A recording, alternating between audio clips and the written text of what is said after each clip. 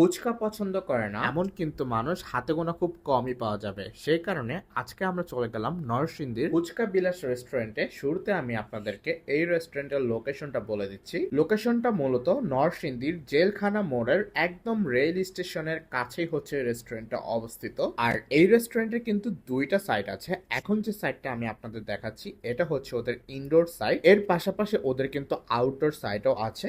আপনারা চাইলে আপনাদের পছন্দ অনুযায়ী যে কোনো জায়গায় বসতে পারেন। আর এটা কিন্তু একটা রুফটপ রেস্টুরেন্ট, এখান থেকে আউট ভিউটা কিন্তু ভালোই দেখা যায়। এখন আমি যে প্লেসটা থেকে ভিডিওটা করছি সেটা হচ্ছে ওদের আউটডোর যে স্পেসটা আছে সেই স্পেস থেকে।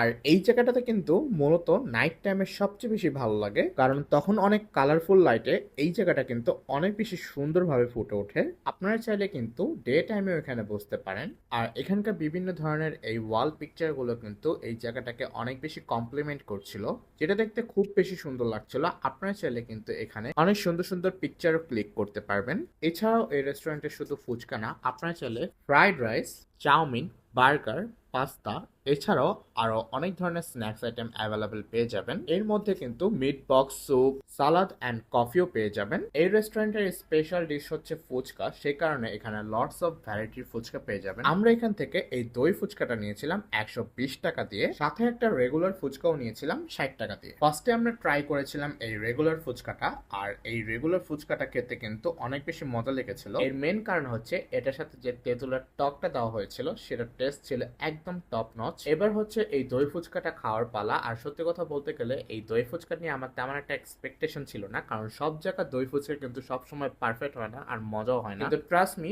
ওদের দই ফুচকাটা অনেক বেশি মজার ছিল। স্পেশালি দইটা কিন্তু অনেক বেশি ফ্রেশ ছিল। দই যদি না ফ্রেশ থাকে তাহলে আপনি যতই ভালো একটা রেস্টুরেন্টে যান না কেন, আপনার কাছে কিন্তু দই ফুচকাটা একদমই জমবে না। সো ওভারঅল আমি যদি বলি, আমার কাছে কিন্তু রিজনেবল প্রাইসের মধ্যে ওদের ফুচকাগুলো কিন্তু অনেক বেশি ভালো লাগে। তো আজকে ভিডিওটা এই পর্যন্তই, দেখা হবে নেক্সট কোনো ভিডিওতে। ততদিন পর্যন্ত ভালো থাকবেন, সুস্থ থাকবেন।